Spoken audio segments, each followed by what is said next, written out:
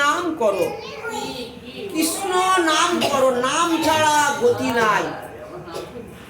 বারে বারে বলে গেছেন। তাই আমাদেরও প্রত্যেকের কর্তব্য নাম করতে হবে, নাম ছাড়া গতি নাই। এই মানব জনম দুর্লভ জনম, ভজনযোগ্য জনম। আমাদের এই সাধের মানব জন্ম বাবা বহু কষ্ট করে আমরা পেয়েছি। মানব জন্ম ৮০ লক্ষ জনি ভ্রমণ করার পর আমাদের এই সাধের জন্ম, এই জন্মকে হেলায় হারালে চলবে না। সেই ভগবানের কৃপাতে আমরা মানব জন্ম পেয়েছি। ভগবানের কাছে প্রতিজ্ঞা করেছি আমরা মরতে গিয়ে তোমার নাম করব। এবং স্বয়ং গৌরী নিজে গুরুরূপে আমাদেরকে শিক্ষা দিয়ে গেছেন, নিজে আচরণ করেছেন। কলির জীবের দ্বারে দ্বারে গিয়ে বলেছে নাম করো। একদিন স্বয়ং গৌরী নিত্যানন্দ প্রভুকে বলছে, তুমি একদিকে যাও নামের প্রচার করতে। হরিদাসকে বলছে তুমি একদিকে যাও নাম করতে।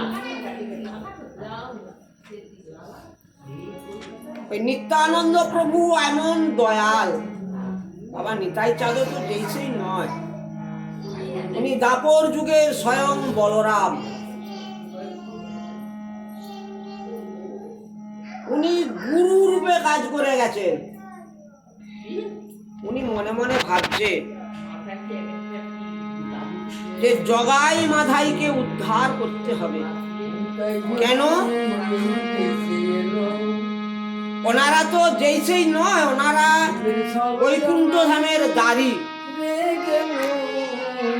সনক কুমারের কাছে অপরাধ করেছিল বলে ৩ জনম ভগবানকে শত্রু রূপে পেয়েছে। ৪র্থ জনম ব্রাহ্মণ কুলে জন্মগ্রহণ করলে কি হবে? ব্রাহ্মণের কাজকর্ম ত্যাগ করে আজ মদ্যপান করছে। ওনারা এত মদপান করত, 2 ভাইয়ে প্রত্যহ ৮০ হাঁড়া করে মদ পান করতেন। ওই জগাই মাধায়ের ভয়ে রাস্তাঘাটে বাচ্চা বাচ্চা ছেলেরা পর্যন্ত ভয়ে বেড়াতো না। ওনারা যখন মদ পান করতে বলতো আমরা নদিয়ার রাজা, এত অত্যাচার করত। নিত্যানন্দ প্রভু বলছে হরিদাসকে, চলো আজ আমরা জগাই মাধাইকে উদ্ধার করতে যাব। নিত্যানন্দ প্রভু যেচে উদ্ধার করেন, যেচে নাম বিলায়। হরিনাম যেচে যেচে দিতে হয়। স্বয়ং নিত্যানন্দ প্রভুকে বলছে যাও। গৌরহরি বলছে কেউ যদি নাম না নিতে চান,